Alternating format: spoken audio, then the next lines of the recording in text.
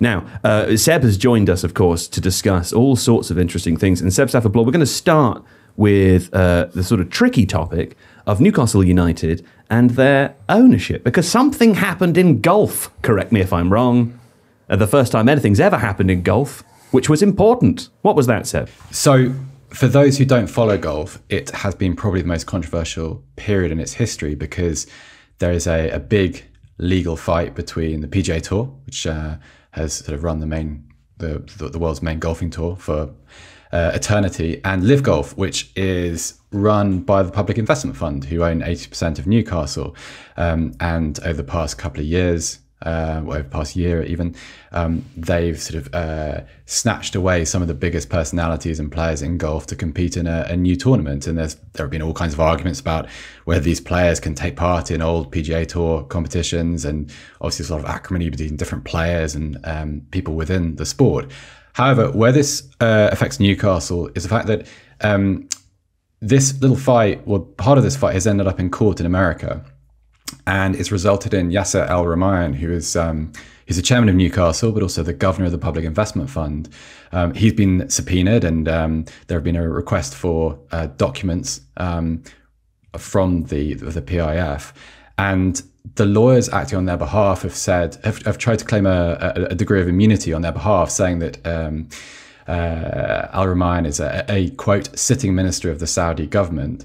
And there's a slightly longer bit which is worth reading here, which discusses the claim for documents specifically. It says, this is from the lawyers, the order is an extraordinary infringement on the sovereignty of a foreign state that is far from justified here. The PIF and His Excellency Yasser Al-Rumayyan are not ordinary third parties subject to basic discovery relevant standards. So this is tricky for the Premier League and for Newcastle, because as we all remember, when that deal was waved through by the Premier League, Richard Masters said that he'd received legally binding assurances from PIF, which assured him that they were not acting on behalf of the Saudi state, that Newcastle weren't essentially being operated by Saudi Arabia, by the Kingdom of Saudi Arabia.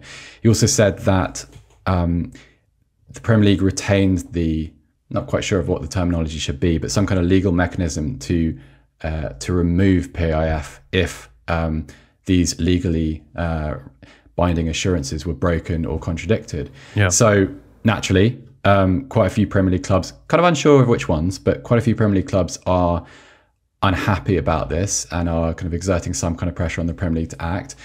Amnesty International have also asked the Premier League to clarify their position and to investigate further. It's worth saying, just in the interest of fairness, Amanda Staveley was questioned about this.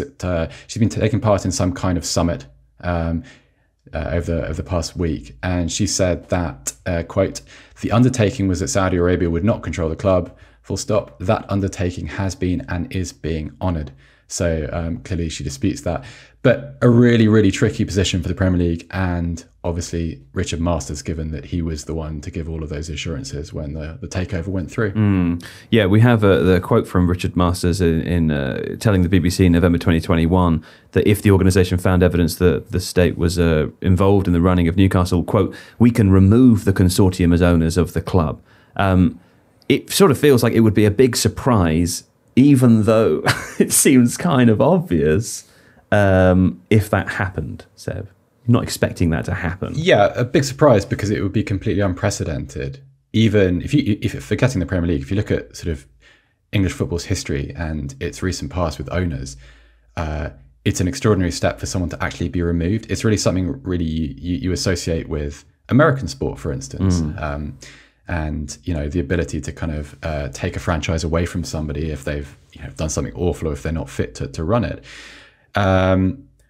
We've never really had a situation where a potential owner has provided these legally binding insurances and has had to do so because of this specific fear. So how that would work and how that would work with the inevitable legal challenge that would follow, I have absolutely no idea.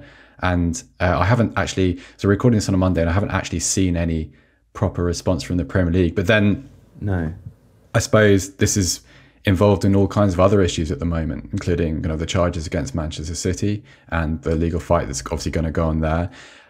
Also, and I know we'll talk about this at some other point, but the publishing of the government white paper and the Premier League's it's not too subtle, attempt to show that it doesn't need regulation of any sort, and it's completely capable of regulating itself. So you have all these kind of conflicting issues and sort of converging wins, and Newcastle and the PIF is just another thing that to add to that mix. Really, it's goodness knows what happens from here. It is kind of funny though, isn't it? Because it seems as though, to sort of maybe inaccurately, you'll tell me if I'm wrong, Seb, but to summarise what Seb is saying, that on the one hand, the PIF have argued that they're totally separate for opportune reasons, and on the other hand, they've argued that they are not separate at all for opportune reasons.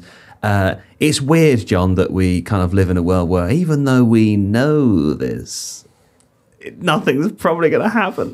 Yeah. I mean, how does that work? It's definitely a case of having their cake and eating it here, right? They want to get the advantages of claiming that there's no relation when it suits them, and then they want to have the advantage of claiming there is a relation between the PIF and the Saudi government when it does suit them. So, and who wouldn't want cake and to eat it? Yeah, no, exactly. Yeah, although I believe that idiom is actually talking about having a cake there and eating it. If you eat it, it's not there anymore. It's not there anymore. So yeah, the commonly in this case, I think, idiom. Why else would you have a cake? Why else would you get a cake? You have it to eat it. Who came up with that? Was it Marie Antoinette? No, she said, let them eat cake. Let them eat cake. That was when there was no bread for the French peasants. So she said, let them eat cake. Let them eat cake. Because obviously cake is, they had cake so they could eat those. She had cake. Eat the cake. They didn't, but they could have had cake, so... Because they're saying that implies that why else would you buy a cake if not, like, you buy them to eat them, don't you? Mm-hmm. So like when you buy DVDs and don't watch them and collect them, you don't collect cakes, do you? So of course you would eat it. I have collected cakes, but I have collected them specifically around my midriff. If you like this video, please consider subscribing to the channel. The Athletic is home to some of the world's best sports journalists, including journalists dedicated to each Premier League team, so every fan gets the coverage they deserve, not just the big clubs. And you can try it for free now for 30 days. See the link in the description.